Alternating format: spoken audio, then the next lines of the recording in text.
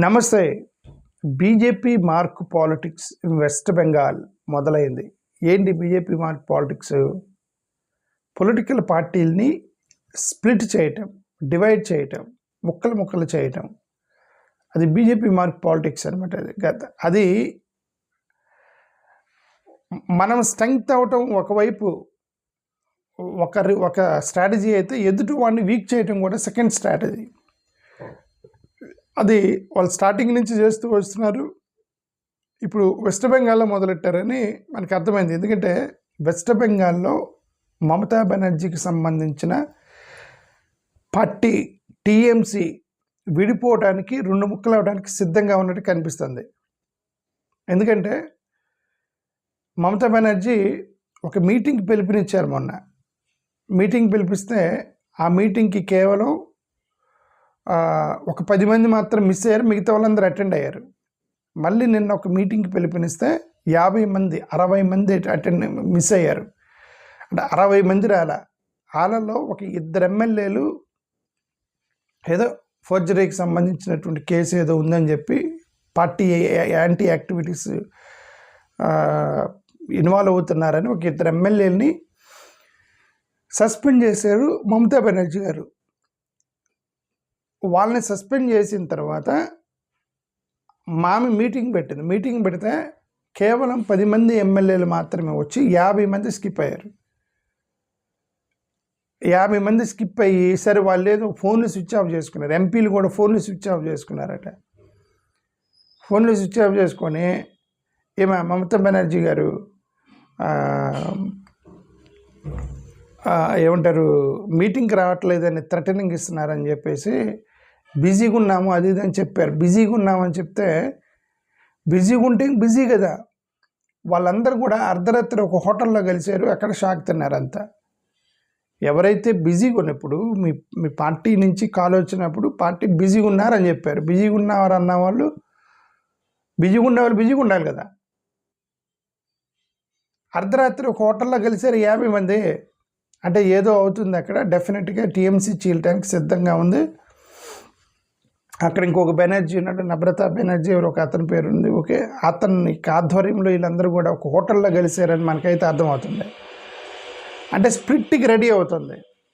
పక్కాగా మహారాష్ట్రలో 2 పొలిటికల్ పార్టీలు చేరేయాలి. మహారాష్ట్రలో గవర్నమెంట్లోకి వాళ్ళ గవర్నమెంట్లోకి రాగానే, గవర్నమెంట్లోకి రాకముందే రాష్ట్రపతి పాలన బట్టి 2 పొలిటికల్ పార్టీలు చీల్చారు అక్కడ. ఏమేంటి? శివసేన చాలా ఓల్డ్ పొలిటికల్ పార్టీని, వాళ్ళలో ఇతను షిండే, అతని మీద కొన్ని సిబిఐ ఈడీ కేసులు వేశారు. అతని మీద సిబిఐ ఈడీ కేసులు వేసేసి అతని ద్వారా చీల్చారు దాన్ని. శరద్ పవార్కి సంబంధించిన పొలిటికల్ పార్టీ కేవలం ఇది ఇంతే. శరద్ పవార్ పొలిటికల్ పార్టీ కూడా అజిత్ పవార్ మీద కేసులు పెట్టేసి ఈడీ సిబిఐ కేసులు పెట్టి, ఇదిగో నువ్వు తప్పించుకోండి, ఒకటే మార్గం, వాళ్ళని పార్టీని చీల్చి మన వైపుకి వచ్చాయమని. సో అక్కడ 2 పొలిటికల్ పార్టీ ఓల్డ్ పొలిటికల్ పార్టీలు చీల్చారు అక్కడ. శివసేన అని ప్లస్ అజిత్ పవార్కి శరద్ పవార్కి సంబంధించిన ఎన్సిపిని చీల్చారు అక్కడ. ఇక్కడ టీఎంసీ సిద్ధంగా ఉంది. బహుశా అసలు యాక్చువల్గా ఆంధ్రప్రదేశ్లో వైఎస్ఆర్సీపీని కూడా చీల్చేవాళ్ళేమో. కాదు, ఏంటంటే వైఎస్ఆర్సీపీ వాళ్ళు వాళ్ళకే మద్దతు ఇవ్వటం వల్ల వాళ్ళు అవసరం లేదనుకొని వాళ్ళు చీల్చలా. లేదంటే ఒకవేళ జగన్మోహన్ రెడ్డి గారి కనుక నేను అపోజిషన్లో పడ్డాను, మీతో ఎందుకు తిరగాలి అని చెప్పి ఒకవేళ ఇండియా బ్లాక్లో తిరుగుంటే వైసీపీలో ఉన్న కొంతమంది ఎంపీలు కూడా వెళ్ళి బీజేపీలో చేరుతున్నారని రూమర్స్ వచ్చాయి. అప్పుడు వైసీపీలో ఎంపీలు రూమర్స్ వచ్చాయి, బీజేపీలో చేరబోతున్నారు వీళ్ళని. అంటే అర్థం వైసీపీని కూడా చీల్చేవాళ్ళే. వైసీపీ కూడా చీలిపోయి ఉండేది. సో అంటే అపోనెంట్స్ని చీల్చి వీక్ చేయటము, పొలిటికల్ పార్టీలని స్ప్లిట్ చేయటం అనేది ఒక ఫండమెంటల్ స్ట్రాటజీగా పెట్టుకున్న భారతీయ జనతా పార్టీ వాళ్ళు. సో అది ట్రై చేస్తున్నారు. ఇక్కడ తమిళనాడులో ఇప్పుడు ఎలాగో ఇది చేయలేదు, ఏది ఏఐడిఎంకే చీలింది. ఏఐడిఎంకే చీలటానికి ఇప్పుడు వాళ్ళ హ్యాండ్ లేదు. ఏఐడిఎంకే చీలటానికి అధికారం కోసం ఏంటంటే వాళ్ళకి ఆల్రెడీ ఒక టర్ము ప్రతిపక్షంలో ఉండి మళ్ళీ ఇంకెవరు ప్రతిపక్షంలో ఉంటారని చెప్పేసి ఒక గ్రూప్ వచ్చి విజయ్తో చేరారనమాట, ఒక గ్రూప్ వచ్చి. సరే ఏదేమైనా సరే పొలిటికల్ పార్టీని స్ప్లిట్ చేయటంలో భారతీయ జనతా పార్టీ వెనక హెల్ప్ చేసి చాలా స్ప్లిట్ చేశారనమాట. చాలా పొలిటికల్ పార్టీని స్ప్లిట్ చేశారు భారతీయ జనతా పార్టీ వెనక పక్క నుండి. ఓకే, సో ఇవన్నీ కూడా ఏంటంటే పొలిటికల్ పార్టీని స్ప్లిట్ చేసి వాళ్ళు బలం పుంజుకొని వాళ్ళు అపోనెంట్ని బలహీనం చేయటం అనేది ఫండమెంటల్ స్ట్రాటజీగా పెట్టుకున్నారు వీళ్ళంతా. ఒకటైతే మనకి క్లియర్గా అర్థమవుతుంది.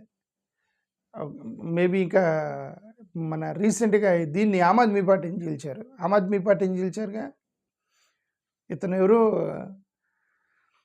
అదే సిమ్ కార్డుల గురించి మాట్లాడే వ్యక్తి, సిమ్ కార్డులు వీటన్నిటి గురించి మాట్లాడతాడు కదా ఒక అతను. సో అతను వెళ్ళి 5 ఎంపీలు తీసుకెళ్ళి భారతీయ జనతా పార్టీలో చేరాడు. అది ఆమ్ ఆద్మీ పార్టీని కూడా చీల్చారు. ఇప్పుడు వరకు భారతీయ జనతా పార్టీ చీల్చకుండా ఉంది, కేవలం ఆంధ్రప్రదేశ్లో టీడీపీ వైసీపీనే చీల్చలేదు. అది వైసీపీని కూడా చీల్చే వాళ్ళే, వాళ్ళతో ఉన్నారు కాబట్టి చీల్చలేదు. ఒక టీడీపీనే చీల్చలేపారు, టీడీపీ కూడా చీలింది. ఆ మాట టీడీపీ కూడా 4-5 ఎంపీలు పోయి జాయిన్ అయ్యారు టీడీపీలో. ఎవరు, సీఎం రమేష్, సృజనా చౌదరి, వాళ్ళ అధికారంలో వీళ్ళు గవర్నమెంట్ పడిపోగానే వెళ్ళి బీజేపీలో చేరారు. సరే దాన్ని చీల్చడం అంటారు, వాళ్ళు వెళ్ళారు అనమాట. వాళ్ళే ఇంకా ఎందుకు అని చెప్పి వాళ్ళే వెళ్ళి వాళ్ళు అక్కడ ఉన్నా సరే టీడీపీకి ఫేవరల్గా పనిచేస్తూ ఉంటారు వాళ్ళంతా.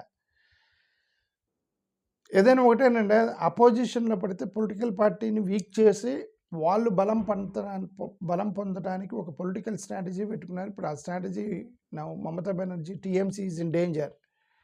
ఒకటైతే చాలా క్లియర్గా స్పష్టంగా అర్థమవుతుంది. అది ఎక్కువ కాలం ఉండదు.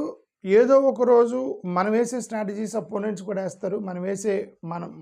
మనం వేసిన బాటలో వేరే వాళ్ళు కూడా నడుస్తారు. ఓకే, మనం వేసిన బాటలో వేరే వాళ్ళు నడుస్తారు.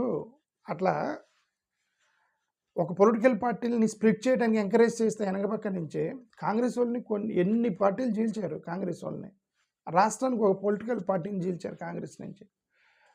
వెనక పక్క వీళ్ళే భారతీయ జనతా పార్టీలు ఎంకరేజ్ చేసేదను రాష్ట్రానికి ఒక పొలిటికల్ పార్టీ చీల్చారు.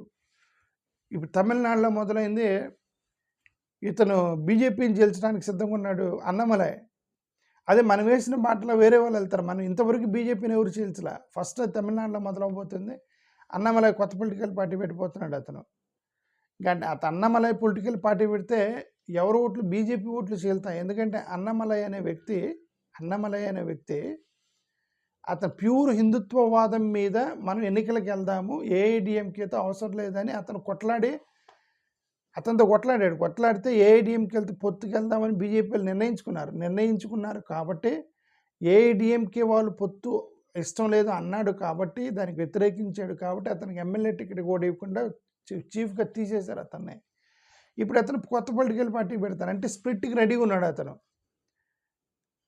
మీరు వేసిన బాటలో వేరే వాళ్ళు రన్ అవుతారు అంటే ఇక తమిళనాడు మొదలెట్టుకొని ఇక బీజేపీ ఇప్పుడు చిన్నవి ఎప్పుడు స్ప్లిట్ అవ్వు, పెద్ద స్ప్లిట్ అవుతాయి.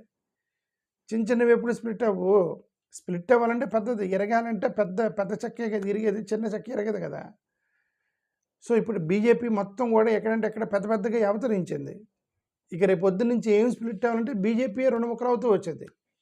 మీరేసిన దారిలో ముక్కలు చేసుకుంటూ వస్తారు. ఇప్పుడు కాంగ్రెస్ వాళ్ళు ముక్కలు చేస్తూ వస్తారు వెనక పక్క నుంచి. ఓకే, ఒకవేళ వాళ్ళు అధికారంలోకి వస్తారు, ప్రతిపక్షంలో ఉన్నంతవరకు చేయకపోవచ్చు. బట్ ఏదో ఒక రోజు గవర్నమెంట్ డెమోక్రసీలో 100 years ఎవరు పరిపాలించిన డెమోక్రసీలో మా అయితే 2-3 టర్మ్స్ చేస్తారు. వాళ్ళ అపోజిషన్ వచ్చినప్పుడు ఆ టక్కన మీ పొలిటికల్ పార్టీని చీల్స్తారు అక్కడ. సో ఇది ఏదైనా divide and rule is fundamental. ఈ డివైడ్ అండ్ రూల్ అనేది చాలా చేశారు. ఇది దళితుల్ని 6 ముక్కలు చేశారు. డివైడ్ అండ్ రూల్ కోసం 6 ముక్కలు చేశారు. దళితుల్ని, బీసీలని చిన్న కులాలుగా ముక్కలు చేశారు. బీసీలు మొత్తం విచ్ఛిన్నం చేశారు బీసీలని. ఎందుకు? డివైడ్ అండ్ రూల్ అంతే. డివైడ్ చేస్తేనే పవర్లో ఉండాలంటే డివైడ్ చేయాలి. సో ఈ బీసీ, ఎస్సీ, ఎస్టీలని డివిజన్ చేసినంత వరకు వాళ్ళకి పొలిటికల్ ఆధిపత్యం ఉండాలి కాబట్టి వాళ్ళు డివైడ్ చేస్తూ ఉంటారు. ఇలాగా వీళ్ళందరూ పేదరికంలో ఉన్నవాళ్ళు, ఆర్థికంగా ఇబ్బంది పడుతూ ఉండేవాళ్ళు. వాళ్ళకి ఆర్థిక పవర్ ఇవ్వకూడదండి. ఆర్థిక పవర్ ఇస్తే డివైడ్ చేస్తారు, స్ప్లిట్ చేస్తారని వాళ్ళు ఇవ్వరన్నమాట అది. సో అదే జరిగింది. Thank you. నమస్కారం.